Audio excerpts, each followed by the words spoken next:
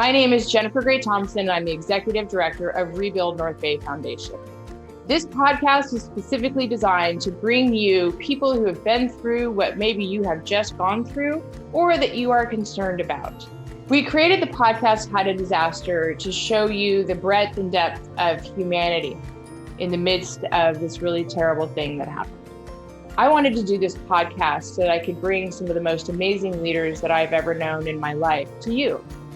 You may have just experienced a disaster, and you may be looking around and you are dealing with trauma and the shock of it. And you may be wondering, I don't know how to do this part. And so we purposefully made this podcast into different sections and different topics of recovery so that you could pick and choose what would work for you at that time. So welcome to How to Disaster, and thank you for giving us your time.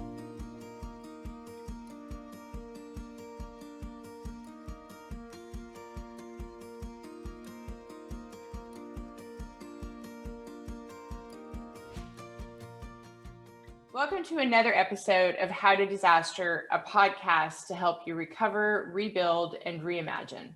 In 2017, in the North Bay of San Francisco North Bay, we experienced this massive mega fire, and it was devastating. We lost over 6,000 units of housing overnight in one night in a 4-county region. And one of the areas that was most devastated is this small hamlet in Sonoma Valley where I live called Glen Ellen. In Glen Ellen, a large percentage of the homes were destroyed, and it's not a very big place anyway. It's mostly famous because it is where Jack London made his home and where you may have heard of Jack London State Park. It's a heavily wooded area, and it was full of a lot of people who'd actually been there for even generations. And then it also had this parallel issue of many homes that were vacant, which in the past decade had been purchased as second homes. Margie Foster, who is on our podcast today, and she'll tell you more about herself, she led this heroic effort. She's probably going to give credit to everybody else, but the effort was, how do we actually rehome the hundreds and hundreds of families who have lost their houses here in Glen Ellen, here in Sonoma Valley? And they started doing person-to-person rehousing. It may sound like an obvious thing to do. It may seem like maybe, that's just what happens. But one of the things that we want you to know in this podcast is that so much of the recovery, the rebuilding, and the reimagining begins with you. It begins with the citizen. It begins with emergent leaders who say, you know what, I see a need here, and I know that I can actually improve the situation and lessen human suffering if I'm able to solve this one corner, this one piece of the puzzle. Well, Margie Foster, I worked for the county at the time that we had these this particular disaster. And I got a lot of calls from her. I had a lot of conversations with her because we were getting calls from people who had been burned out of their homes and they were looking for emergency housing or even long-term housing. Well, Margie and a few people from her community got together and they did whatever they could. They found vacation homes. They pulled RVs onto their homes and onto their lots, maybe where there used to be houses for up to a year or more. So I invited Margie on this podcast today to talk about what inspired her to do this and the logistics of it, because we are called How to Disaster. And we do want you to know that there are pathways forward. There are systems that have been done before that are not prescriptive. They are adaptive. And maybe there's a few things in her strategies of success that you can actually use for your own disaster. So I really want to welcome to the podcast, Margie Foster, and thank you for spending this time with us. So Margie Foster, you are here with us, and we just had a pre-conversation where you expressed that you are unsure if you have something to offer. And I'm going to jump on that first because I think that one of the most important things that this podcast could possibly do is to show people that everyone has a role to play, and emergent leadership is so incredibly valuable and important. So I welcome you to this podcast, and I'm also inviting you to tell us your story, and then we're going to take it from there. So welcome, Margie. Thank you. I'm just such a behind the scenes person. I'm not in a leadership position, but I do like to take charge of things that I can help with. So, but I'm behind the scenes, so this is not all that comfortable for me. I'll tell you that for me, it's also been a very uncomfortable learning experience because I certainly was not jumping in front of any cameras before COVID. And so I totally get it. But this is why I think that people like you are really the secret sauce in recovering from disaster. You're not in it to be a hero, you're actually doing the heroics. So Right. if you can, would you please take us back to the night of October 8th, 2017, and tell us your fire story before we get started on how you stepped up to help your community.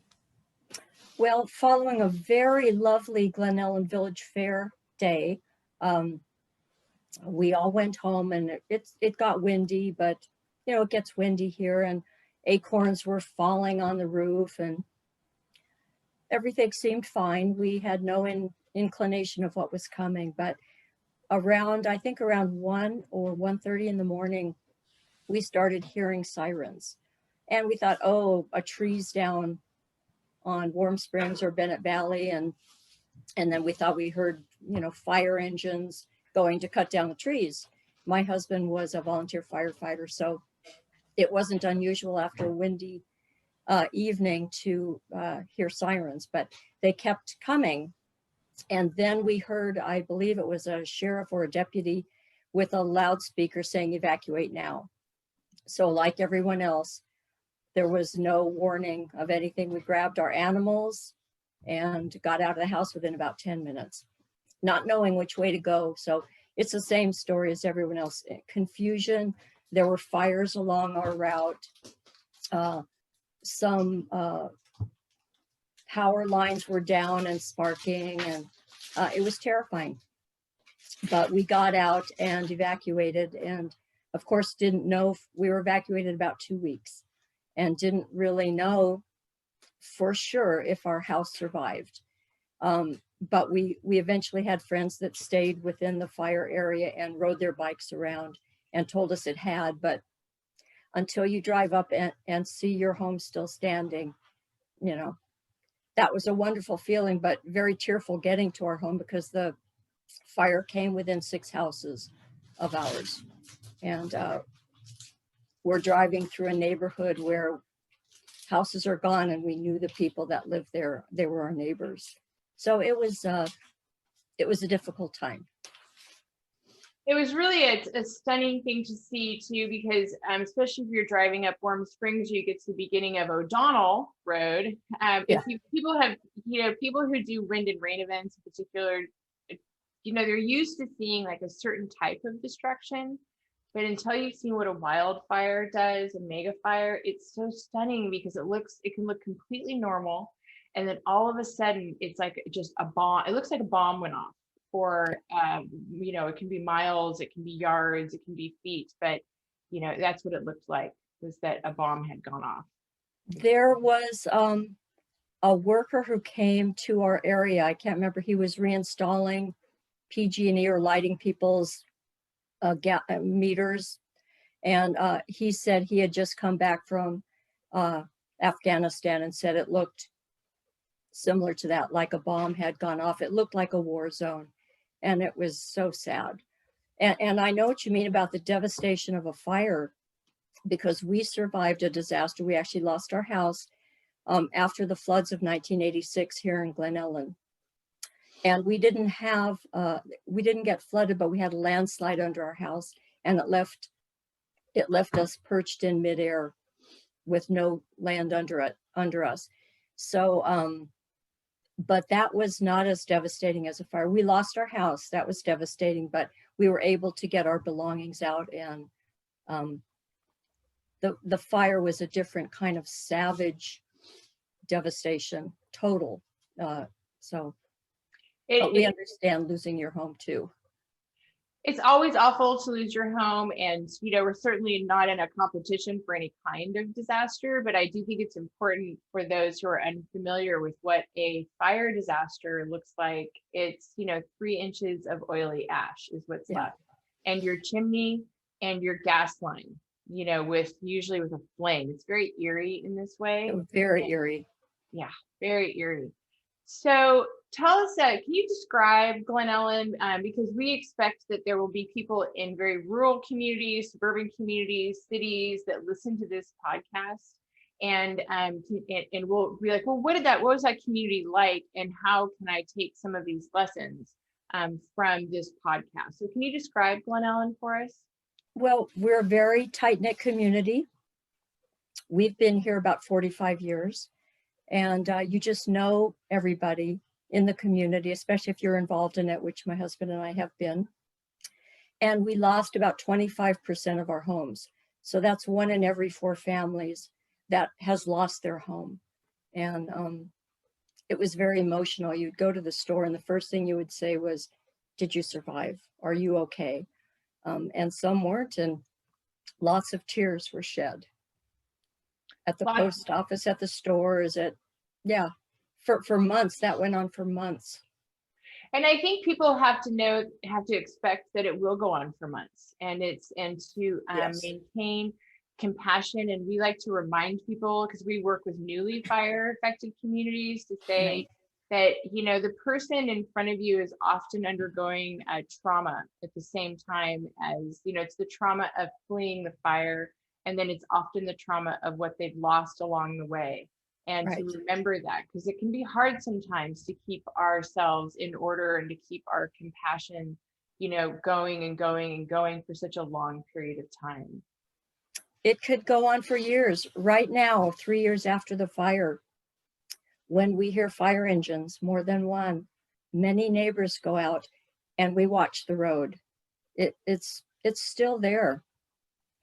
Especially if you hear lots of fire engines. We're all going on our phones to Pulse Point or Broadcastify to find out. It hasn't left us after 3 years even. So it is a very long process.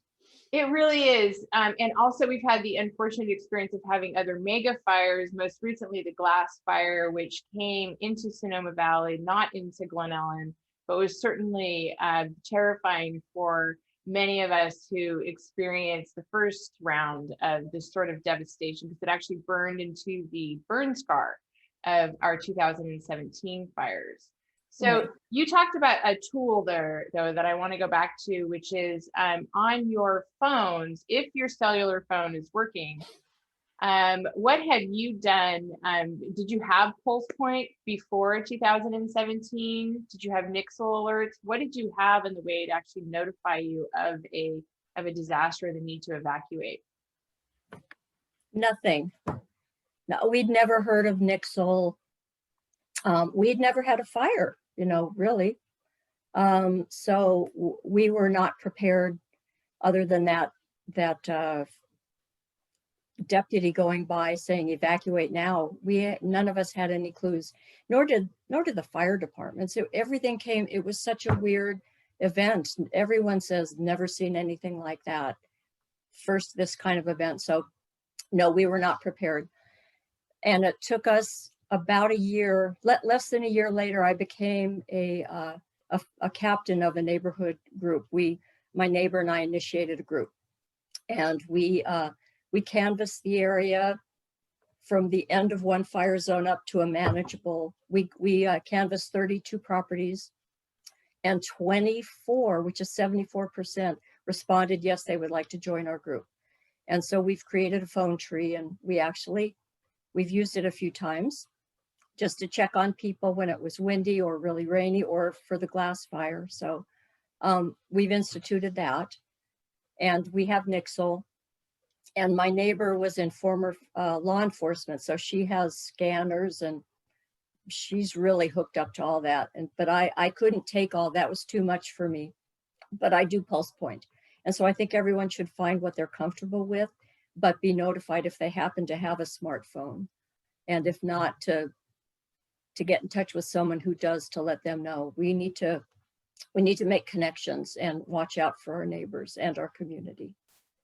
And so it's also important to note that you have more than one system to notify you in case of a disaster. So you're using Nixle, which will Yep. notify you, but you're not depending on that. You're also looking at pulse point. Say that if you get a notification from Nixle, you can always check pulse point because it'll tell you if it's a medical or fire emergency in your area. Right. And then Broadcastify will actually allow you, it's like a scanner on your phone for to hear, you know, what is going on across those public channels, public safety officers, just so that people are aware that it is good to have a multitude of systems. We also recommend that you have an all-weather radio that doesn't depend on, that's either a crank or that you have batteries that are readily available to put it in there. Right. Yeah. And so do you have a go bag?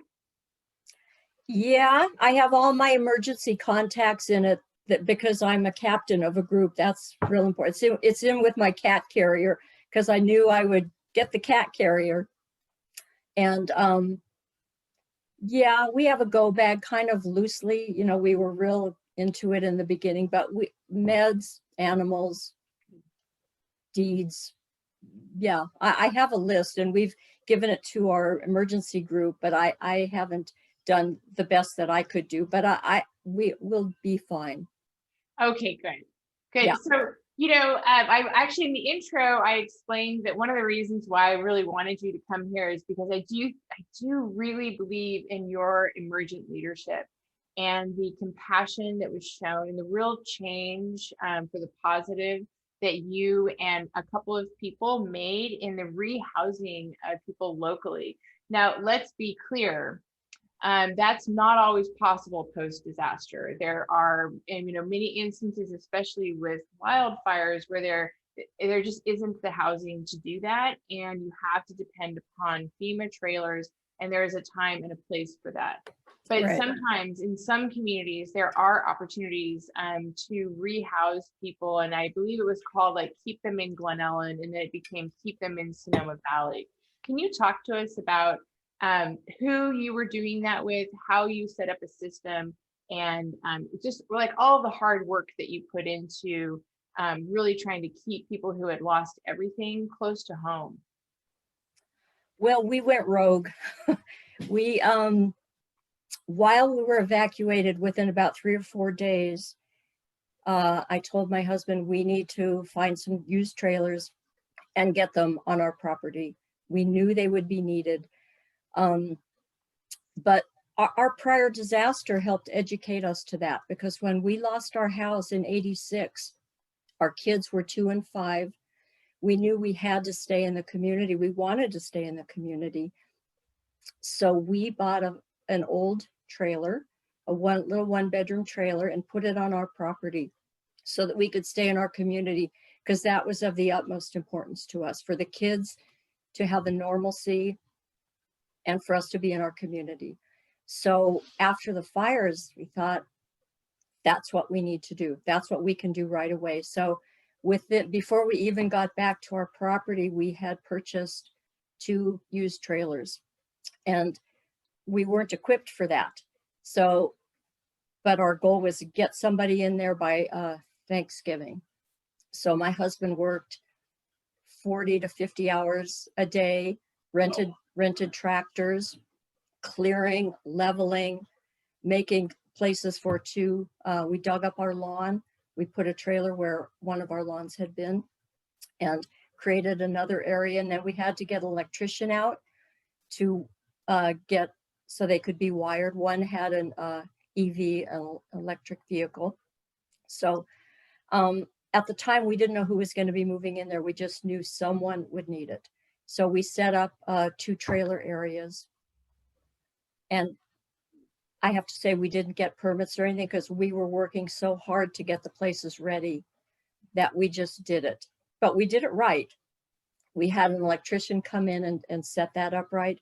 We purchased septic tank type things and we got propane out to both of them, and we arranged for a septic company. So we did all that by Thanksgiving. And so we just sort of took it upon ourselves to get it done.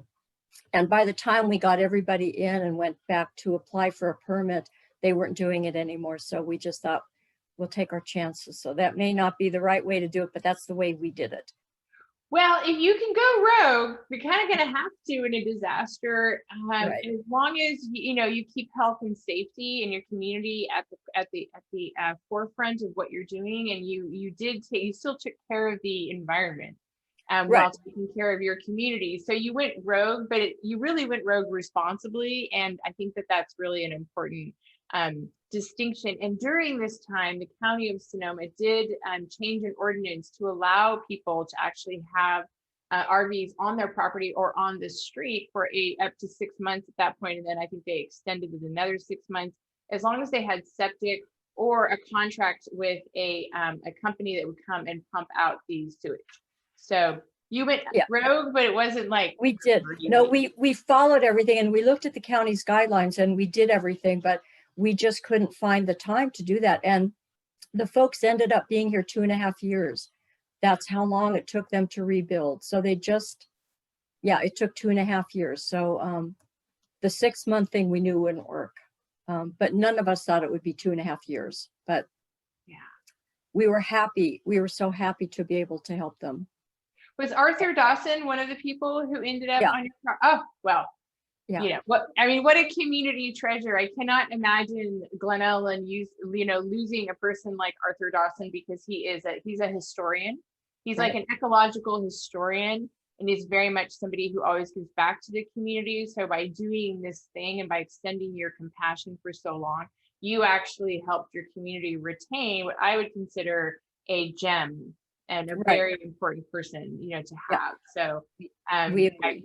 And they had a dog and 2 cats, so even finding a rental would have been extremely hard. But we didn't know they were going to end up in our trailer. We just did it because we knew someone was going to need it. And Nick Brown is in the other one, and he's active in the community as well, neither of which we knew very well. We knew Arthur because he worked in the schools when our kids were there. And but I didn't know Nick at all, but they were community people, and it was important to keep them in our community. And I think one of the lessons that I really took from the 2017 fires, and certainly part of that was inspired by your actions, was, despite what's happening during COVID, which is a little bit different, normally what happens in a disaster is a community does not start to hoard and turn away, pick up guns and start shooting each other for food. That's not how it really works. Right. What normally happens is that the best of humanity meets the moment, and we turn towards each other. And I would like to continue to advocate for that approach. And I love the fact that you didn't have an agenda for who might go in there. You were like, we just know that this is absolutely needed and that we have the ability to provide it, and we're going to do that. So I applaud you and your husband for doing that. Thank you. So can you talk to us though about keep them in Glen Ellen and then keep them in Sonoma Valley? Because I know that I got calls from you when I worked for the supervisor saying, here's what we're doing, or I was able to connect with you for a woman and her family who had lost their home. They ultimately ended up moving to a different area of the county.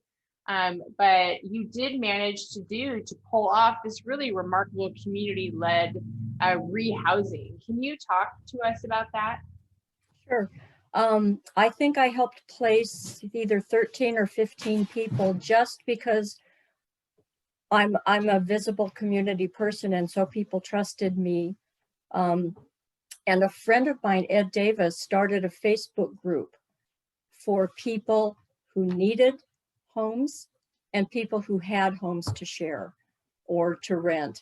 So he started that, and there was a lot of give and take on that. People were finding homes, but there were a few that just couldn't because they couldn't afford Glen Ellen prices.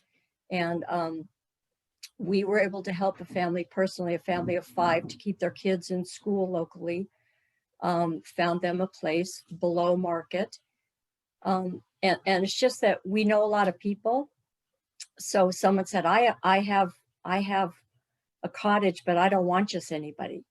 So if I went to Ed and he gave me information on some people, and if we knew them or they knew somebody, people felt a little more comfortable not just putting it out to the universe, but wanting to know someone that could verify for them or vouch for them or refer them. So it's just knowing a lot of people and being connected to your community. And Ed had that great Facebook group. So that gave us all a vehicle to help find people places. And social media plays a huge role in emergent leadership too. I think that's remarkable. And I know that I don't think any of us ever, and we used Facebook, sure, before 2017, but I remember this moment looking at my Facebook in the first 24 hours and realizing that I had to open it up to fully public in order to get this done. And it really does actually work beautifully in a disaster. Where it goes wrong is when people post hysteria, non-expert opinions. And in one case, there was a woman in Glen Ellen who didn't actually live there, but was posting from San Francisco incorrect information about when you could get back in, and then paying to promote it for days when it was not only outdated, it was never true in the first place, prompting the sheriff to actually have to issue a statement. I don't know if you remember that, but there can be a downside. Well, you know, when we're offline, I will tell you her name and you will be like, oh, of course. But you know, so there sometimes it can be a negative, but it can just be a huge positive as well. I want to go back to something that you said just a few minutes ago about how to, I think one of the things about a resilient community is in fact a connected community. And I just interviewed some people from Vieques, which is off the coast of Puerto Rico a couple of weeks ago.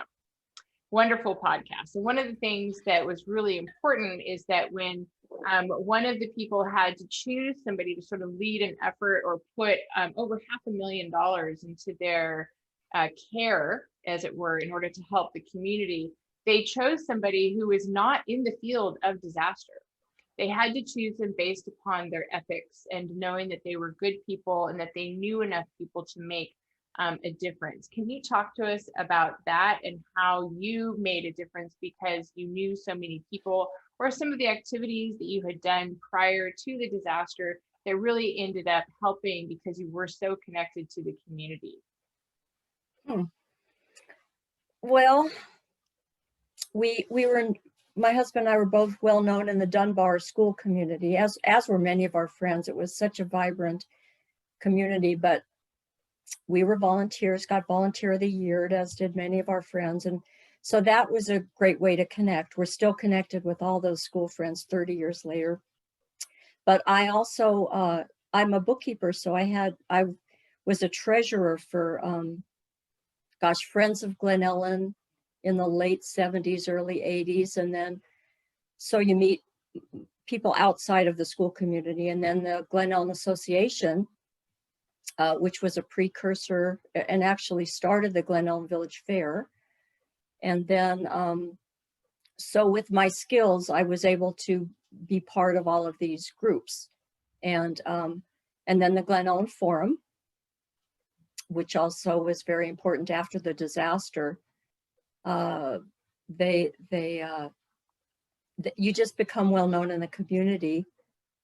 And then people well trusted though too. It's you have yes people trust you, and even though I'm not a big horn tooter, I like to work behind the scenes. But you get to know people. You've been somewhere 45 years and you're involved in the community. So people did trust me. Actually, a few friends from back east sent me $1,000, knowing that I would be able to get it where it needed to go, because they didn't have any connection here, but they wanted to help after the fires.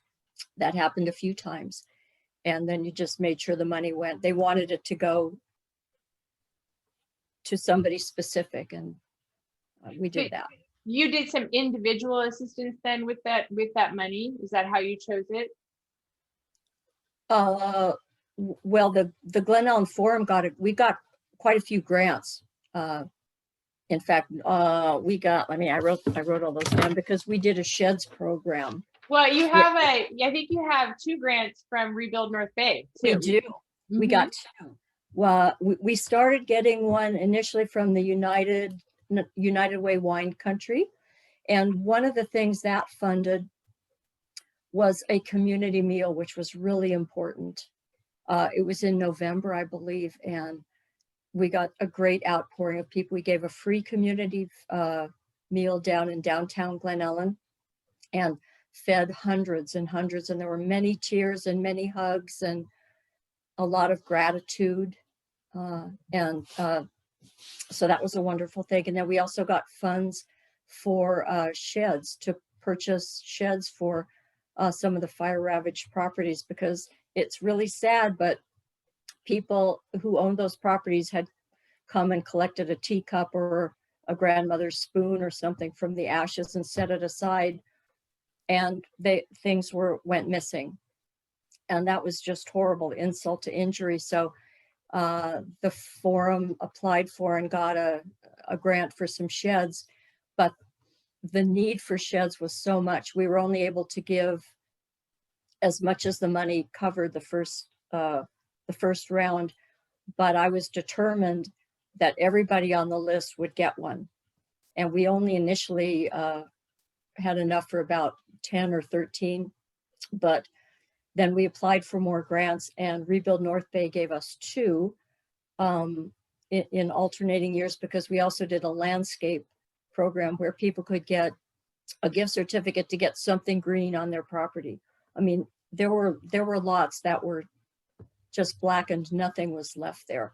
So even if you could get one tree or some planting, so we did that, but we got enough money to buy 33 sheds and 27 gift certificates to fire survivors. Rebuild North Bay gave us 2 grants. The Beltane Wine Club, their wine club members gathered money together and gave us several thousand. The Glen Ellen Kenwood Rotary gave us funds for sheds, and United Way. So a lot of people helped in that regard. And I think that something to note is you're not a professional grant. You know how to ask for what it is that you need, and to see what your community needs. And I think that that's a hugely valuable skill. And I also want to note that sheds are a super practical, really wonderful cause for people who have lost their homes. And one of our philosophies here at Rebuild North Bay is that we do not means test. We didn't say, well, can't you afford a shed? Because one of our goals was that any person who had been a fire survivor who had lost their home, we wanted to give them something from those donor dollars from the community that said, you're not alone. Right. We do care. This is what you've asked for, and we believe that if you've asked for it, then you really do need it, and we'd be honored to provide that for you. And a tree, because you do need visible deliverables of hope and progress as you go, because the recovery is tough. Tell us how the recovery has gone. So we're going to hold on with Margie for a moment while we listen to a few words from Fannie Mae. Who is Fannie Mae? Fannie Mae is the largest provider of mortgage financing in the United States. We own 1 out of every 4 loans in the country. How do I find out if Fannie Mae owns my mortgage? Fannie Mae has a loan lookup tool available at knowyouroptions.com. It's simple to use and will show if we own your mortgage or not. Why does it matter who owns my mortgage? If making your mortgage payments becomes difficult, who owns your mortgage really matters. For those who have mortgages owned by Fannie Mae and are experiencing financial hardships, there are several programs available to help. Today we are focusing on options for those impacted by natural disaster, such as a fire, or financial hardship caused by COVID-19. One of the options available is a forbearance plan. How does that work? A forbearance plan provides the homeowner a period of reduced or suspended payments to manage a temporary financial hardship. For hardship to be caused by natural disaster or COVID-19, homeowners may be eligible for an initial plan up to 6 months with the possibility of a 6-month extension. During a Fannie Mae forbearance plan, the homeowner is not charged late fees. Do homeowners need to enter into a forbearance plan immediately after a disaster event? No. If you received additional living expense assistance after the disaster event and those funds have run out, you may still be eligible for a forbearance plan. What happens when the forbearance plan ends? Your lender or service should contact you during the forbearance plan to see if you still need assistance or are ready to resume making your mortgage payment on completion of the plan. If you don't hear from them, you should proactively reach out to have a next step in place.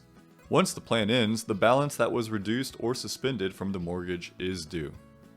However, if you are unable to repay the balance in its entirety, you may arrange a repayment plan or, if eligible, qualify for other programs such as a payment deferral, flex modification, or another workout. Can you please explain the difference? What is a payment deferral?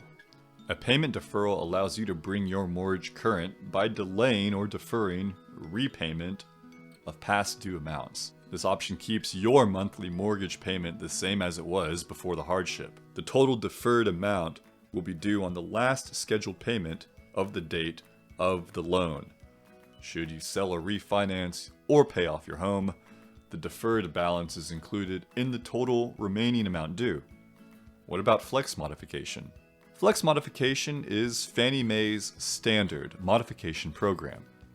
It strives to provide a 20% principal and interest payment reduction on your mortgage. Once the modification is complete, the loan's term is extended to 40 years. Depending on circumstances, the modification may result in a reduction of interest rate and/or principal forbearance to help you achieve the targeted payment reduction. What's a principal forbearance?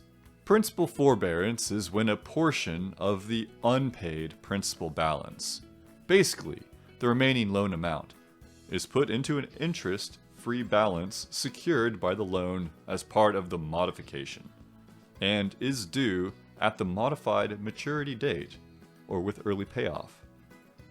Where can homeowners get more information and assistance? More information is readily available at knowyouroptions.com. When ready to request mortgage assistance, reach out to your mortgage company, also known as a mortgage servicer.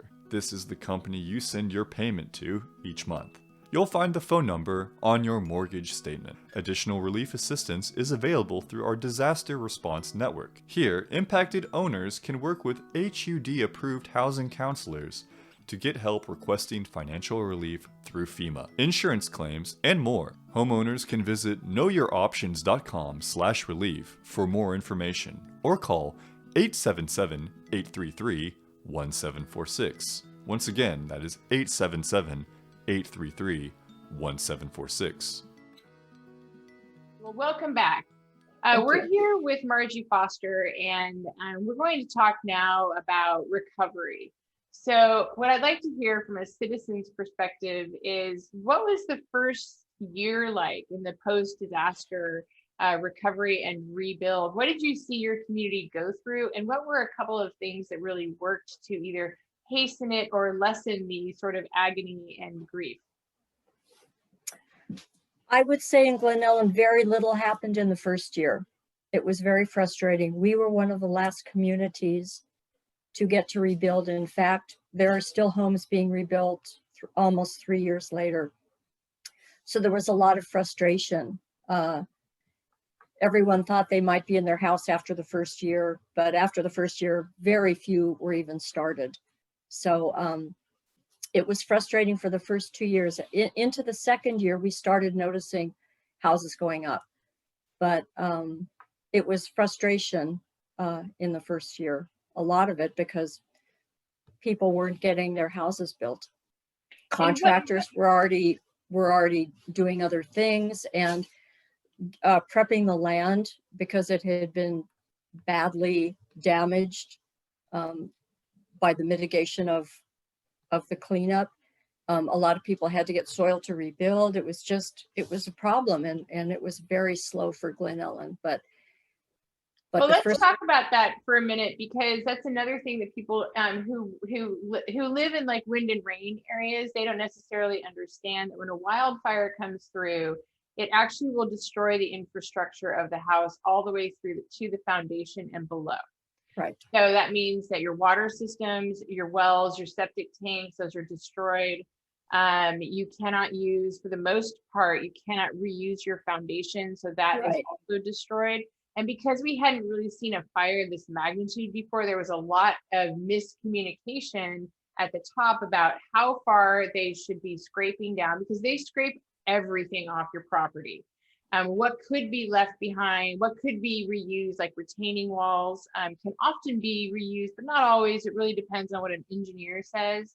But just the mitigation of the ground and what's on the ground was in many ways, we cleaned up quickly in under a year, but mistakes were made, including over scraping of the lots, because there was a mandate from one part of the government saying that it had to be, you had to scrape all the way down until you found a certain level where there were no chemicals. But then they came back later and changed that ruling. So there was some confusion because people had never really been through this before, and there was definitely some over scraping. And so that too, that's when you're talking about the people had to bring in soil. Some of those mitigations, especially in the heavily rural areas, were very difficult to overcome. Yeah, we have several friends and neighbors that experienced that. And I think after the glass fires, we actually lost our family cabins in Kenwood this last fire, 4 of them from the early 1900s, full of history. But they're doing it different now. They said they learned a lot from the 2017 fires of not to overscrape, not to go down as deep, what could be saved. But most people originally thought, well, we'll just do the same footprint, we'll save the foundation, but that didn't work out. So you just need to be patient and know that they're learning as they go. They've learned a lot since 2017. And well, they too are learning how to disaster, but from a very different perspective. So, Right. But it's also just a good thing for other communities to know that if you do have an unprecedented event in your community, there isn't a sector that's going to get it right the first time out. So it's incredibly important that we actually share our lessons. And one of those is that in the first year, we often expect a lot of progress.